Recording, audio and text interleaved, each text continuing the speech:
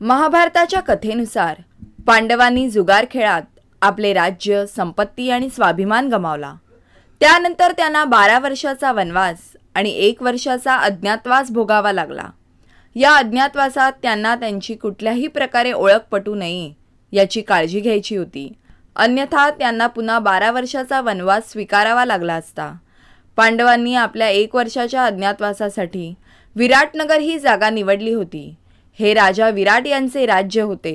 हे स्थान सध्याच्या राजस्थानमधील जयपूर किंवा भिलवाडा जिल्ह्यात असल्याचे मानले जाते। अज्ञातवासाच्या काळात पांडवांनी स्वतःची ओळख लपवण्यासाठी विविध रूपे घेतली होती आणि राजा विराटच्या दरबारात काम केले। युधिष्ठिर राजा विराटचा मुख्य सल्लागार बनून दरबारात कंक या नावाने ओळखला जात असे।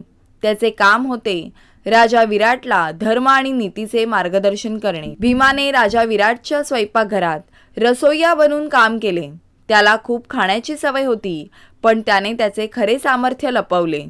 अर्जुनाने स्वतःला नृत्य आणि संगीत शिकवणाऱ्या स्त्रीच्या रूपात सादर केले। त्याला बृहला या नावाने ओळखले गेले आणि तो राजकुमारी उत्तरा हिला नृत्य आणि गायनाचे शिक्षण देत असे। नकुलने राजा विराटच्या घोड्यांची देखभाल करणाऱ्या घोडेस्वार तज्ञ म्हणून काम केले।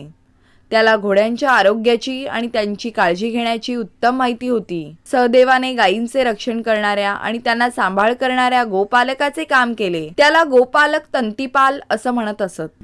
द्रौपदीने स्वतःला राजा विराटच्या राणीची दासी सेंद्री म्हणून सादर केले। तिने राणी सुदेशनेच्या सौंदर्यवृद्धी आणि सेवेत महत्त्वाची भूमिका बजावली। अशा प्रकारे या सर्वांनी आपली रूपे बदलून अज्ञातवासाचा तो 1 वर्षाचा काळ घालवला। या अज्ञातवासाच्या काळात 2 महत्त्वाच्या घटना घडल्या। द्रौपदीची सुंदरता पाहून राजा विराटचा सेनापती किचक तिच्यावर वाईट नजर ठेवू लागला। त्याने तिचा छळ करण्याचा प्रयत्न केला। द्रौपदीने ही गोष्ट भीमाला सांगितली। एका रात्री भीमाने युक्तीने किचकाला एका गुप्त ठिकाणी बोलवले। त्या ठिकाणी भीमाने आपल्या ताकदीने किचकाचा वध केला।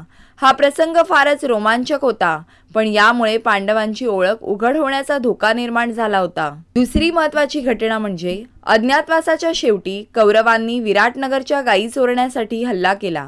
राजा विराटचा मुलगा उत्तरकुमार या लढाईसाठी गेला, पण त्याला युद्धकलेचे ज्ञान नव्हते।